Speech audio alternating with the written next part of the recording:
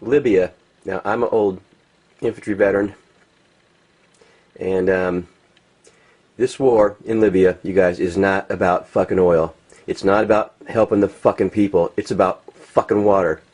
Man-made river. Everybody should fucking know about this. I'm sorry for saying the F word so much, you guys, but I just hate these wars so much. I'm very passionate about this. We are killing people, murdering people rather, and the United States taxpayers paying for it. And it's just insane. A man-made river in Libya. You got to check this out. Libya has built one of the biggest aquifers in the world. They're supplying. This is a desert country. This country, if we wouldn't attacked, this is all online right now. This is basically mostly done. This is a map of the aquifers. What happened is the Libyans were looking for oil in the Sahara, and they found this huge deposit of water underneath the ground. Libya's a great man, and what Gaddafi did for the last 20-something years, he's been building this huge system of pipes and reservoirs throughout the country. Now he put in pipes, giant pipes, and he put this stuff underground. I've still pictures of it.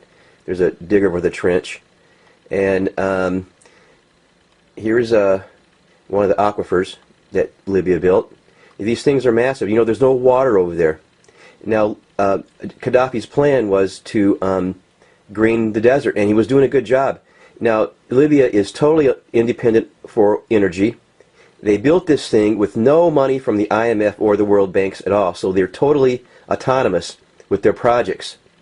Brown and Root were the ones that, I guess, that built the thing. It's a big company over here, engineering company. And here's the pipes that the water flowed through the desert.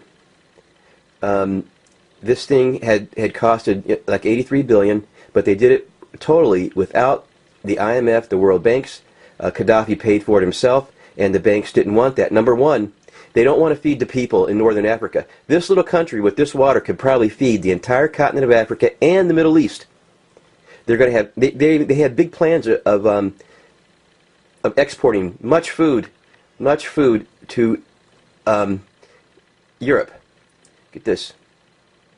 They're going to green the desert. And this is what this war is about. This war is not about. It's not about oil. It's not about freaking helping anybody. This war is about water. Water is much more important in the desert than oil. And Gaddafi had one. He said, "Fuck you to the World Banks." He said, "Fuck you to your loans. We don't need it. We're going to do it ourselves." And this country probably would it would be the greatest country in the world. Now, what's going to happen is they're going to divide Libya again. You know, it's more the colonialism. They know there's two main tribes here. They're going to try to divide and conquer the tribes in Libya and divide the country, keep them a warring faction going where this water project can get no further as far as growing food. Because what they're going to do, they're bombing the whole freaking desert right now, and they're going to pollute the desert with radioactive material again, just like we did Iraq. And the people are going to be divided and conquered. And this water project is never going to get this massive greening of the desert. It's not going to happen if there's this conflict going on. And like I said, this thing's basically done right now. The final stages were just making farmland and growing crops and putting people to work. You know, this would have been an oasis, a giant oasis in the middle of this desert. Now this water is projected. There's so much water, and it's pure. It's like some of the best water on earth.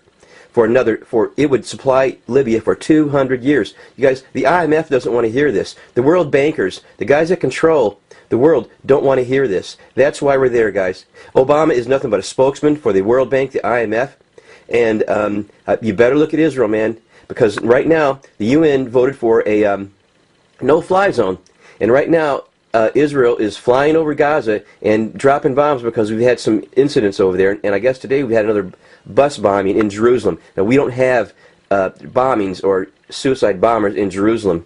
Now, what happens if the UN says, well, hey, no-fly zone over Israel? And the United States can say, no, we protest. But look, the Russians and the Chinese are protesting this no-fly zone. And look, nothing happened. I mean, they can't do anything to stop it, just like we can't do anything to stop a no-fly zone over Israel.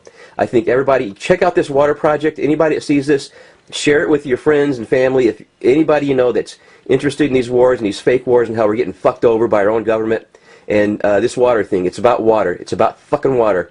Stuck out.